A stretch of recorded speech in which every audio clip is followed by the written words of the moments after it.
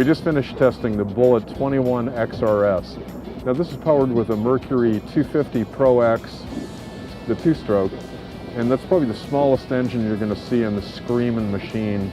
Unbelievable. On plane in 3.7 seconds to 30 miles an hour in 7.5 seconds, but it's right there where it started to really hook up.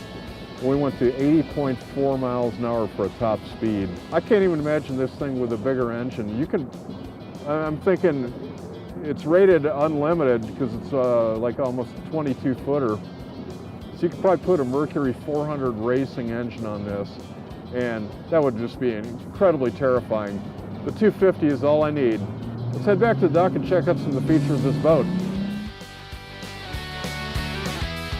Well, Kevin, what are Bullets known for? I mean, I think I have a feeling after going 80 plus miles an hour out there, what I know you're all about. But well, Bullet is definitely a performance-built bass boat. We're hand-laid. One of the only hand-laid boats left. No chopper guns, all sandwich core construction with balsa. Now, why is that important? Balsa gives you a lot of it's a very rigid deal. And the way the splines in balsa works, or the grain, right. It actually, if it's ever punctured, will not wick. You know, it will hold moisture into one deal. But right. It's also very, very light. It's very, very expensive. That's why a lot of the other boat companies don't use that. Wow. Now tell me about the angler's office up here. This is where the primary angler? This is the workshop for sure. Large casting platform. Like I said, we're basically in a 22-foot boat. It's 21 foot and 10 inches.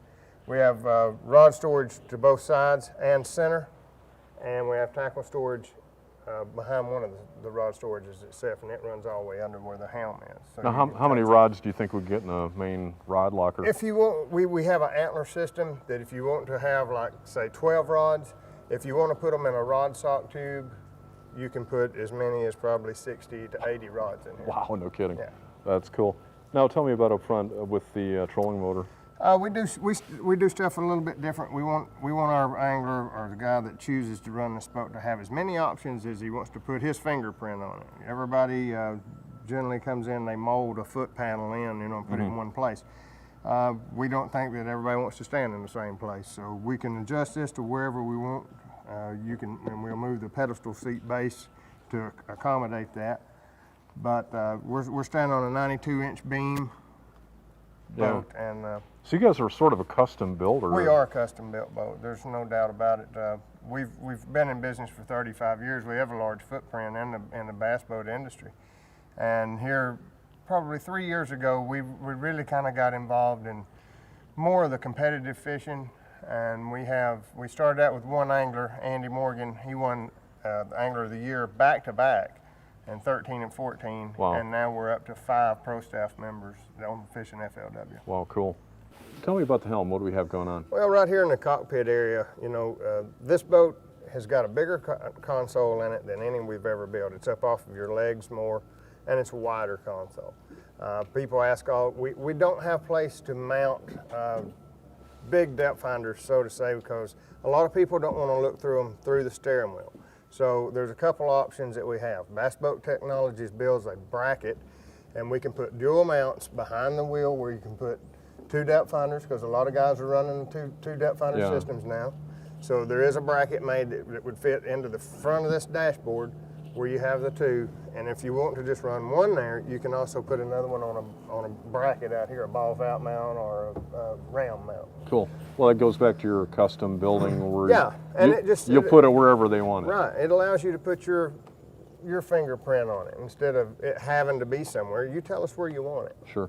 I notice we have a hot foot throttle here. That's right. Nice to have 2 hands on the wheel at 80 plus. It is. Like I said, these are performance boats. You know, they're capable of running well into the hundreds. With it being over 20 feet, we're unlimited on horsepower. So there's a lot of guys that don't fish the big tournament trails that run 300s on these boats, and they'll run in the low to mid 90s. Wow. These seats are really comfortable, Kevin. What do we have? These are new to our. We for years have built a bucket type seat. This is actually a spring loaded seat, and it really takes a lot of the shock out of your spine. The XRS is different from some of the other boats. We actually built the seats up higher. We don't sit down on the floor as far. And as you can see right there, you've got a tremendous amount of leg room Yeah. for two guys can move around comfortably in the cockpit of this boat. We have 2 coolers up front. They can be coolers and or dry storage with a third being in between the seats. you Right. know, and this is, to me, this is where I want my Yeah, I don't want to have to actually lean forward. Right. Well, and there and again, people can run stuff how they want to, but I kind of like to have that for my tack-on stuff. There you go. Well, Kevin, sometimes the primary angler gets all the real estate and the lowly secondary angler gets a little postage stamp back here, but Well, we got a nice little office here. Really and truly, on our boat, we've took a lot of time and we've built a really good back platform for the guy that has to stand in the back. It's a big platform.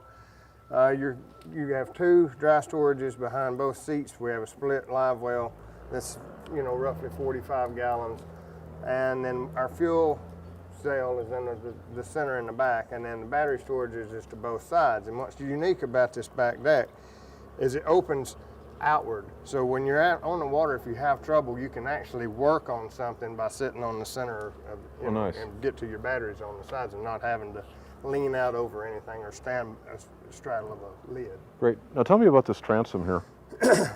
On our, we use no wood in our transoms. All of our transoms are 100% Coosa, and it's a man-made, synthetic material. No rot Right. is what it's for. Now how about your bracket back here? The bracket there is just a power pole bracket. That's theirs, and then it's a jack plate that we use. You can put hydraulic and or standard jacks on the boat. Cool.